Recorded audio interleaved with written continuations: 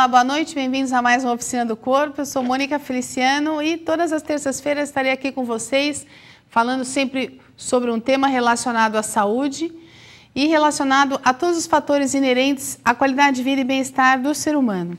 Administração do estresse, cuidados com a alimentação, relacionamento interpessoal, lazer, recreação. E, lógico, hoje o tema é um tema que ainda não se chegou a nenhum tipo de consenso entre homens e mulheres em relação à forma comportamental de como lidar com esse tema bastante polêmico, que é o aborto, né? O aborto é uma questão, assim, muito importante para homens e mulheres. Por quê? Porque é a interrupção de uma gestação. E a gestação, ela ocorre quando? Quando há uma fertilização. E isso só ocorre após um relacionamento sexual entre um homem e uma mulher, né? Portanto, é algo assim que não se deve atribuir apenas à mulher a responsabilidade ou o direito ou a possibilidade de interromper ou não algo que gera, né, dentro da humanidade a continuidade do ser humano, e não deve ser também alguma coisa isolada do ponto de vista gênero, né, feminino, ou seja, algo que apenas a mulher se importe. Não, o homem também tem um fator de responsabilidade aí muito grande, porque sem a participação do homem não há gestação, não há gravidez. E não havendo, portanto, gravidez, não haveria com o que nós discutimos a respeito desse tema. O aborto, ele pode ser de duas formas, né? A interrupção da gravidez, ela pode ser uma forma espontânea, o organismo mesmo dá conta de resistir a esse estado gravídico e eliminar o embrião que se desenvolve lá, ou de forma provocada, né? Quando através de uma ação, quer seja uma agressão física, quer seja um tombo, ou mesmo uma ação mesmo da própria medicina, né, ele pode ser sugado e aí essa gravidez é eliminada. Uma perguntinha aqui. Muito bem. Valmir de Peruche. Ah, tá. Valmir, esse é o Oficina do Corpo, tá? O programa do Raul... o programa do Raul, que é sobre o carnaval, mas obrigada pelo envio da sua mensagem, tá bom? Que bom que você gosta aqui da Just TV, tá? Compartilha comigo a respeito do tema de hoje, que é sobre aborto, tá? Gente, o que acontece assim, no geral, é que pouco se sabe a respeito da frequência que uma mulher pode abortar naturalmente, ou quando é necessário especificamente.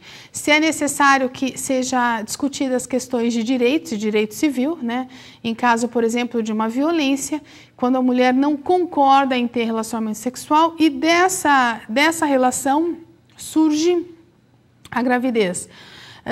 Ou quando há, então, má formação, né, da criança, né, má formação do feto. E algumas pesquisas, inclusive, já demonstraram que mesmo pessoas não saudáveis mentalmente, digamos assim, gozam bem da vida ou da opção em estar vivos, né? Então, não cabe arbitrariamente decidir quem é saudável ou não, portanto, para continuar a viver. Até porque nós sabemos que a saúde a saúde física nem sempre significa um bom convívio social, nem sempre significa uma boa administração da vida, e que são realmente outros fatores invisíveis ao convívio que podem gerar má qualidade de vida. Por exemplo, a dificuldade de administrar emoções, ou a saúde psíquica, ou mesmo a dificuldade da inserção social pode provocar realmente distúrbios de ordem social entre as pessoas, tá bom? A Rafaela do Paraná diz o seguinte: em que caso você, no caso eu, é a favor do aborto? Eu digo para você, Rafaela, que eu sou a favor do aborto espontâneo, tá? Qual é o aborto espontâneo? Aquele que o organismo mesmo expele, aquele que há sinais de que o desenvolvimento não é um desenvolvimento saudável, né? Agora, digo a você, muitas pessoas que eu conheço e têm filhos saudáveis hoje, fizeram repouso durante 6, 7, 8 meses, a partir do segundo, terceiro mês, fizeram repouso, preservaram a vida e hoje têm filhos saudáveis, né? Na questão mesmo relacionada ao estupro, a algo assim muito particular, de violência contra o ser humano, um menor de idade e tudo mais, eu acho que deve ser estudado e discutido e muitas vezes pensar na saúde psíquica, emocional dessa pessoa, dessa mulher, estar ou não apta a desenvolver por aquela criança um comportamento de mãe e de proteção à criança. Muitas vezes essa pessoa que foi violentada pode transferir o mal-estar que sofreu para esse bebê e também ter dificuldades de relacionamento com esse bebê. Portanto, eu sou a favor de se pensar caso a caso e os espontâneos, respeitar a natureza do corpo, tá? Maria Luísa de São Paulo diz o seguinte: por que ainda hoje a Igreja Católica é contra o aborto? Veja, era uma regra, inclusive, né, da própria religião católica, promover nas pessoas diretrizes de comportamento, né?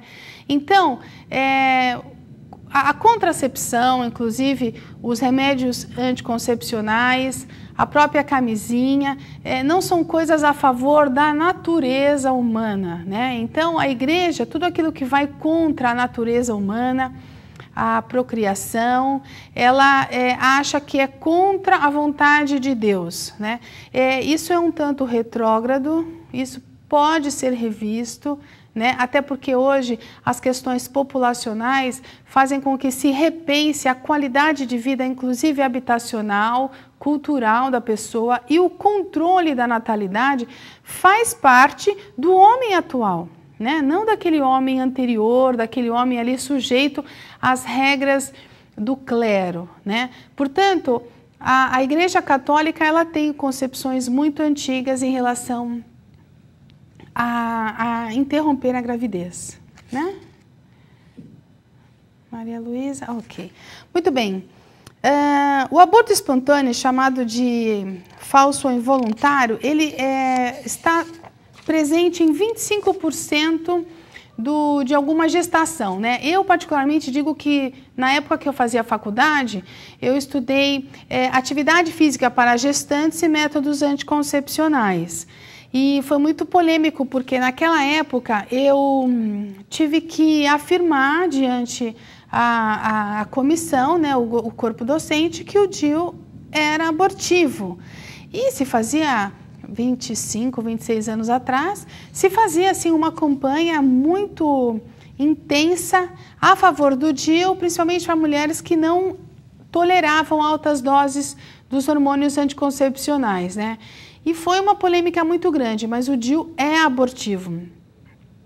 E aí, toda essa situação que a mulher se sujeitava a receber esse corpo estranho e a interromper a gravidez, veio depois a ser compreendida quando muitas mulheres passaram a ter infecções intrauterinas, né? E isso depois veio também a prejudicar futuras gravidezes, né?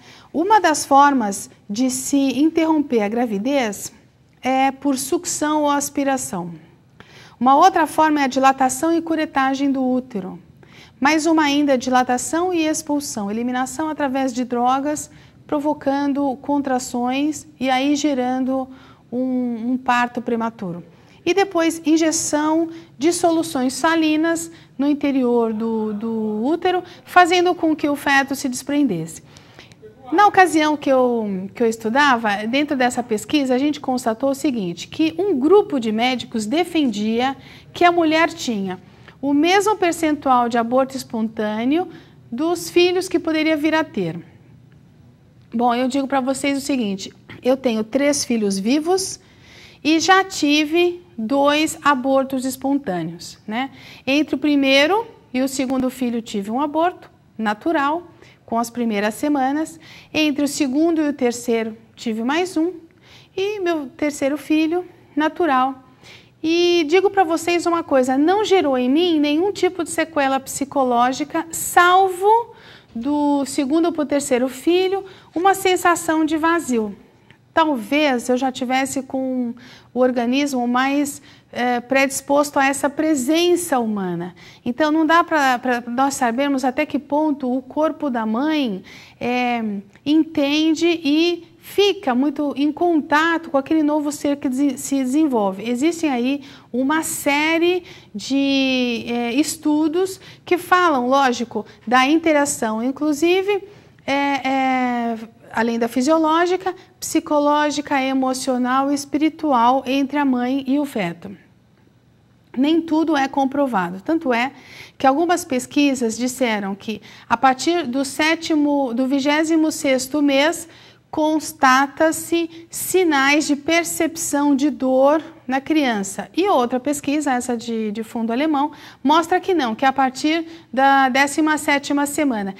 Independente se o feto sente ou não, ele está interligado com a mãe através do sangue, através dos terminais nervosos, através do organismo. E aí, essa interligação faz realmente com que a criança, embora não saiba o nome, pressinta um ataque, pressinta um perigo.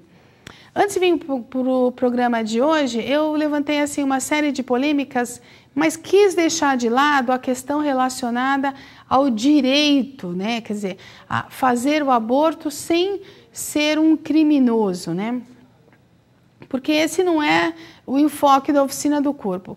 O enfoque da oficina do corpo é entender que mal isso faz ao ser humano, mulher, e a falta de prevenção do casal, né? Quer dizer, além do que, qual é a consequência de qualidade ou não da recepção desse novo ser ao mundo, porque depois precisa ser cuidado, senão morre. Precisa ser alimentado, precisa ser limpo, precisa ser, receber carinho, né?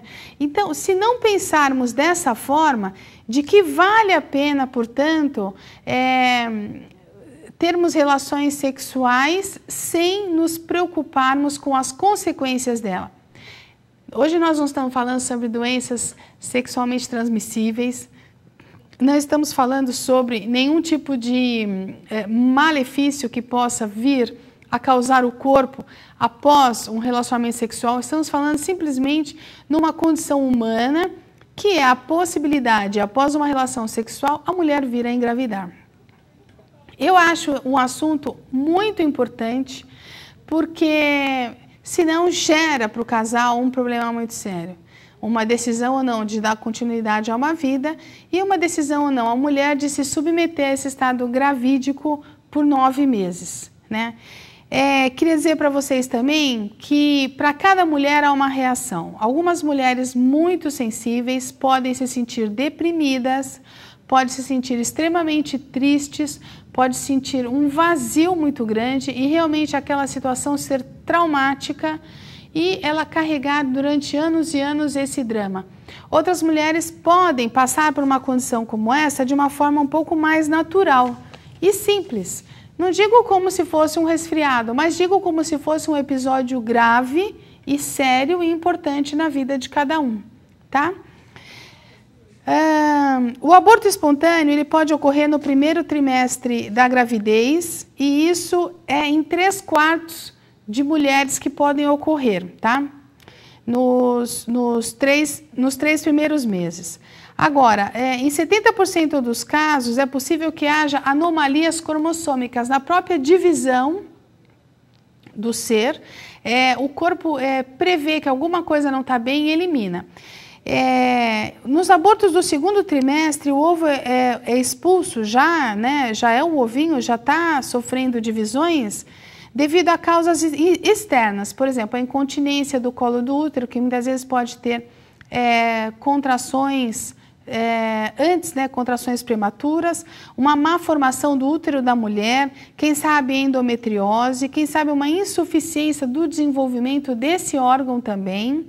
Tá? Algum tipo de mioma ou fibroma interno que impeça uma boa aderência do ovo e outras coisas, né? Aqui no Brasil, o aborto ele não é algo permitido, tá? Salvo em casos de má formação e estupro e incesto, né? Então, há uma anomalia na criança, ou quando realmente é comprovado de que a mulher sofreu uma violência.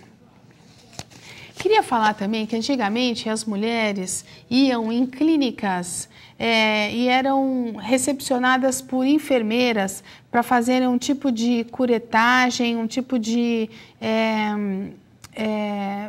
secagem do útero, digamos assim, e interrompiam a passagem das trompas de falópio, da comunicação das trompas de falópio com o útero, né? A minha mãe passou por uma experiência como essa e sofreu depois muito tempo com hemorragia grave e passou por problemas de saúde que depois vieram, uma vez que ela foi no médico convencional, vieram a ser controlados.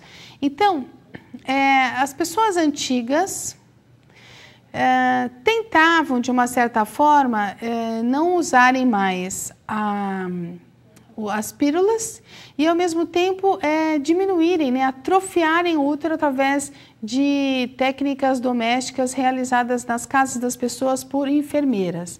Isso, gente, é altamente perigoso, tá?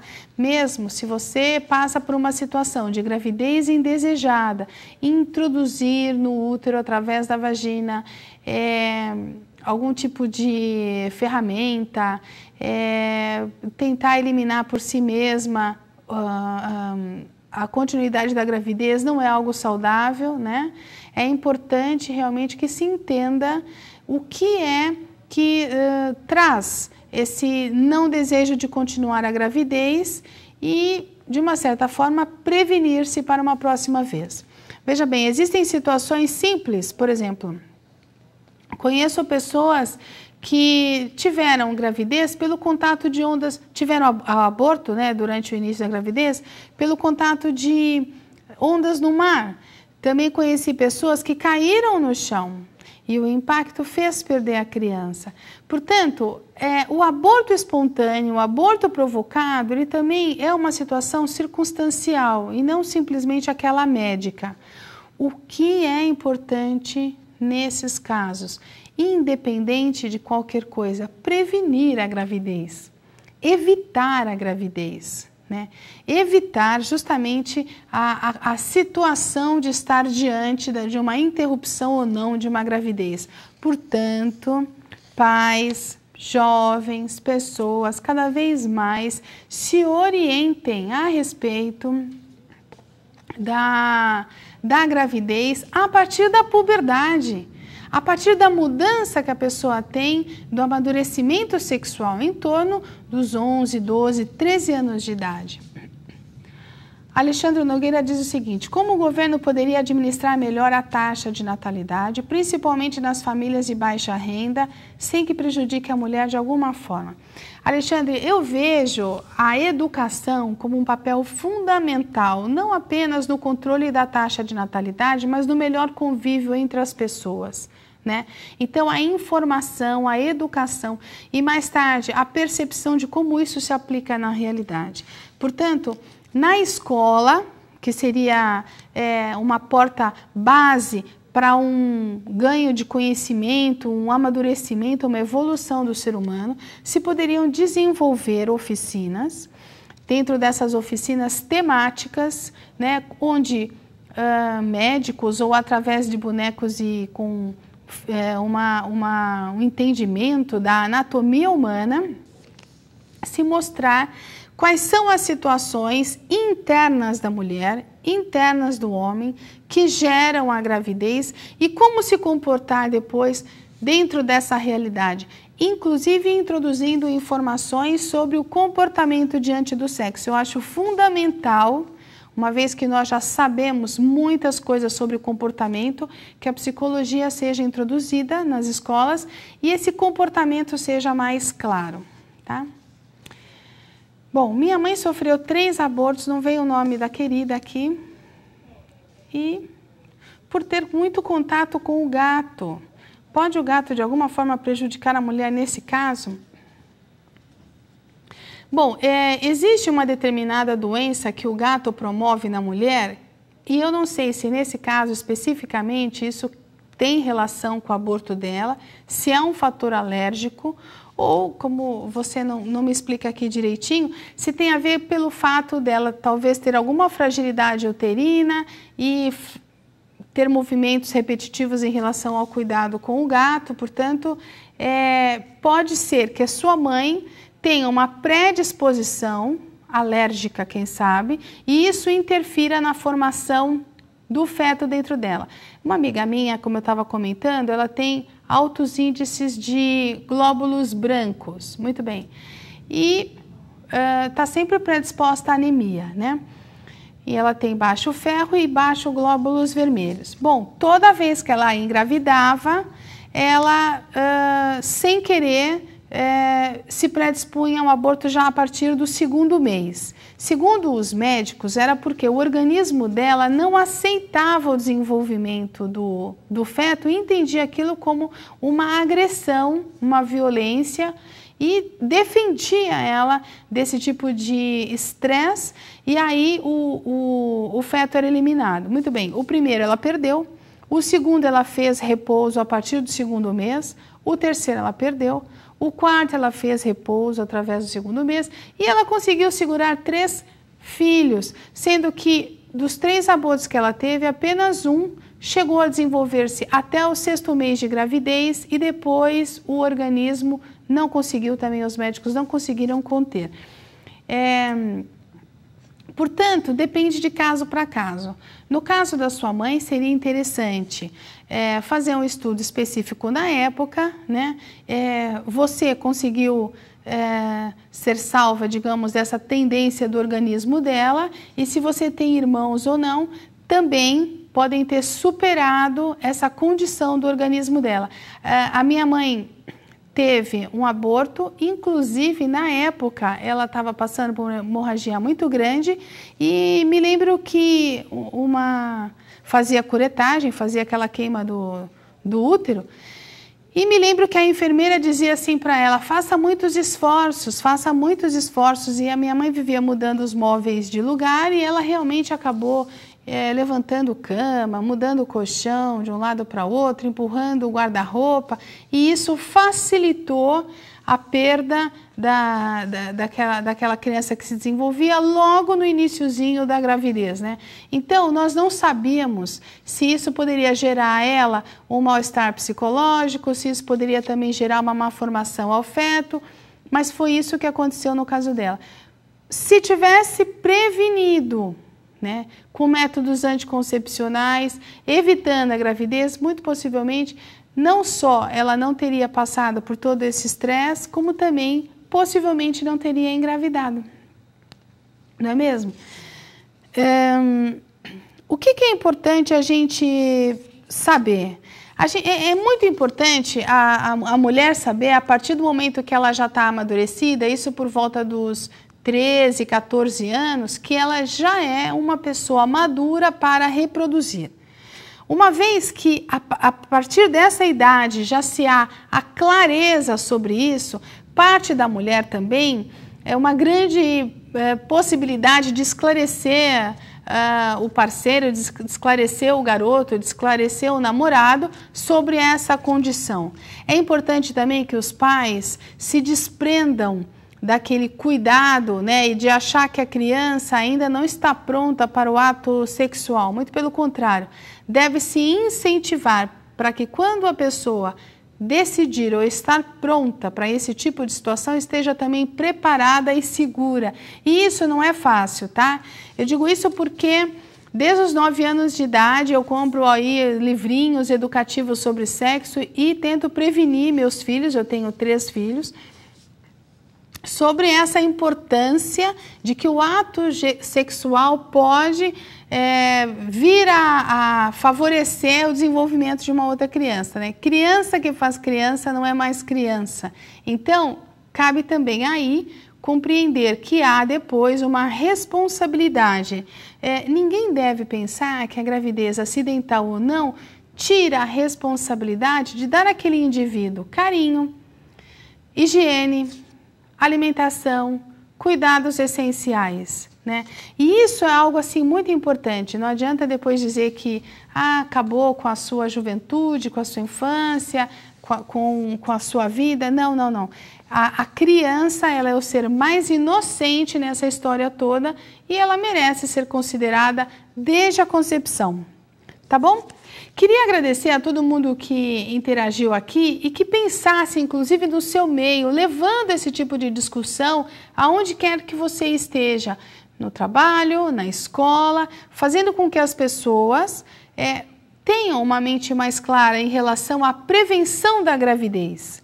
Quer seja por camisinha, quer seja por métodos anticoncepcionais, quer seja por alguma situação que às vezes interromper um relacionamento um pouco mais próximo e íntimo, para que mais tarde possa manter esse relacionamento novamente de uma forma mais segura, tá? Portanto, a educação comportamental frente ao sexo, frente à possibilidade de uma gestação, ela vem antes de mais nada da capacidade da pessoa incorporar o senso de responsabilidade frente àquele ato, tá?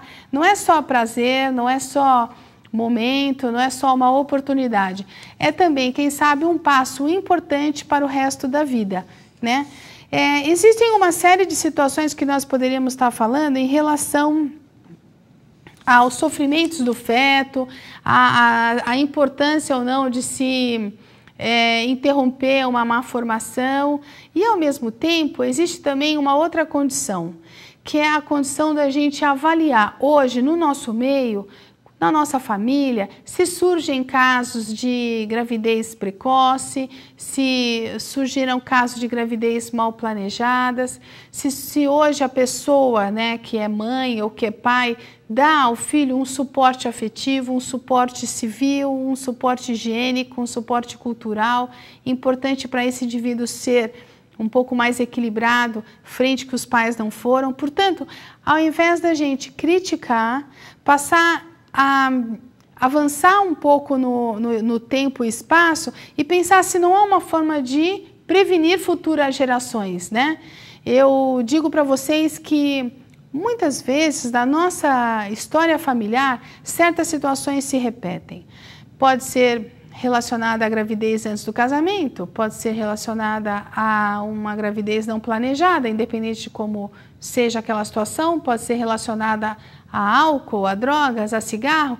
Então, prevenir de modo que as próximas gerações tenham qualidade de vida e tenham uma autonomia de entender com o erro passado e, quem sabe, usufruírem melhor da vida no presente. Tá bom? Eu fico aqui, por hoje é isso. Vou estar em contato com vocês todas as terças-feiras e queria dizer para vocês que a Oficina do Corpo se preocupa em primeiro lugar em dar às pessoas condições de se manterem saudáveis a maior parte dos seus dias, a maior parte da sua vida através de temas sobre prevenção. Portanto, vamos prevenir a gravidez, vamos buscar aí um momento ideal para desenvolvermos, quem sabe, esses seres humanos. E eu digo para vocês, eu fui uma mãe precoce, né? Aos 20 anos eu já era mãe e acabei optando por um sacrifício pessoal para dar continuidade ao crescimento dos meus filhos. Me sinto muito realizada com isso e digo para vocês que vale a pena investir no ser humano, principalmente aquele que foi oriundo do seu próprio útero, tá bom? Gente, tenham uma ótima semana e até a semana que vem. Obrigada.